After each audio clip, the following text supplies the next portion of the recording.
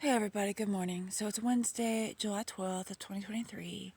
Now, last night, one thing that I was doing is I was taking some of the dirt from my duck scuttle pond area and I was filling these totes. I already had some sod and some of these that I kind of spread out amongst them. And then I threw some straw in them and then I covered that with some dirt, a good layer of dirt. Now, these totes do have some holes in the bottom. But anyways, I planted two things of zucchini, a thing of cucumbers over here, another thing of cucumbers, and one thing of broccoli and one thing of cauliflower. Okay, now it's getting kind of late for the broccoli and cauliflower, so I'm not necessarily expecting full-size heads off of those, but the zucchini should definitely do well. And I kind of well, first of all, I put them up here so that I could keep track of their progress and harvest, see when it's time to harvest them and stuff, because it's going to help me keep checking my other garden better. I did start a bunch of seeds that I'm going to be planting elsewhere of like zucchini and cucumber and Napa cabbage and things like that. So I'm not sure how many cucumbers I'm going to be able to get, but I'm hoping that I might even be able to get like at least one 5-gallon bucket worth, if not two 5-gallon buckets worth of cucumbers to make pickles out of. And then I did get myself some bread and butter pickle mix. So I'm already scheming on my pickles. Okay. But those should be good winter snacks too. But anyways, the zucchini, all my extra zucchini, I'm thinking about dehydrating.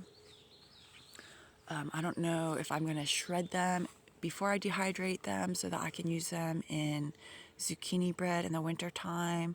I haven't really figured it out yet. But I just wanted to go ahead and show you guys that this is like a thing that I did, that I'm waiting for these to get going on, because I want to see how much I can harvest from these 6 tote things. I think people make a whole lot of excuses why they can't grow food, you know?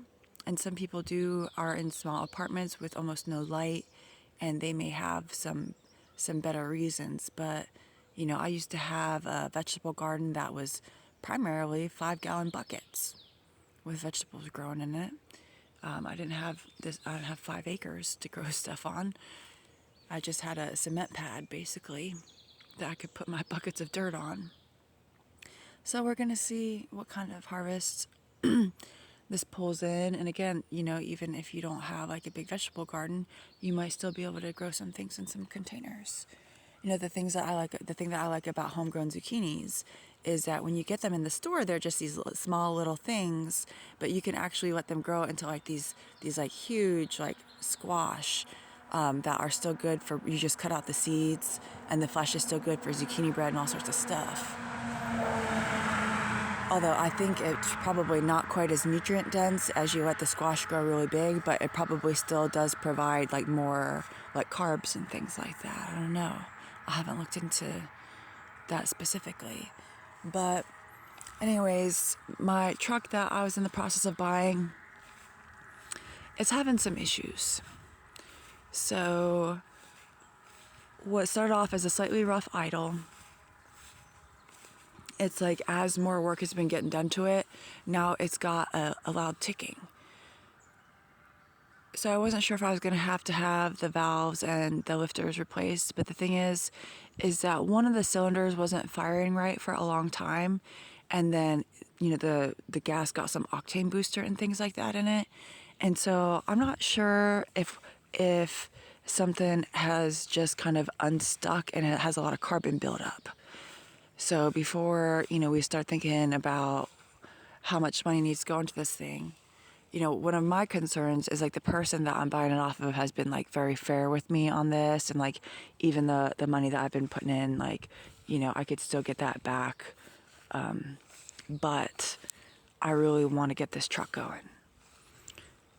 This is like, I really want this truck. So I'm about to go into town and I'm about to get new spark plug wires and some sea foam. And then it's only got a quarter tank of gas in it right now. And we also weren't sure if the gas was a little bit sketchy, because some of the podunk gas stations out here, the gas gets a little sketchy. I don't know why people use those, but It's their prerogative. But anyways, I'm going to go ahead and fill up some gas cans to go fill it up a little bit more and see how it goes. It does seem like it's more of a valve issue and not a rod knocking. So it's just very suspect that it's been getting worse as work has been getting done to it. So I think it is just something unstuck and it has a lot of carbon buildup. Because again, it was like the number 3 cylinder was not working right before. So it's one of those things, like if it turns out that I'm correct on what is going on, I could have just bought it for what I put into it so far, which is not the full price, and just spent a little tiny bit of money fixing it. But that wouldn't be real fair because this person bought another used vehicle that needs a lot of repairs, and then this truck may also need more extensive repairs. I don't know, because it might be having a timing issue, but I don't think so. I think it's something else. So I don't know. I'm going to see, but I'm going to have my tea is what I'm going to have this morning. And I'm going to take some leftover rice and scramble it up in a pan with some eggs. And I'm going to be on my way.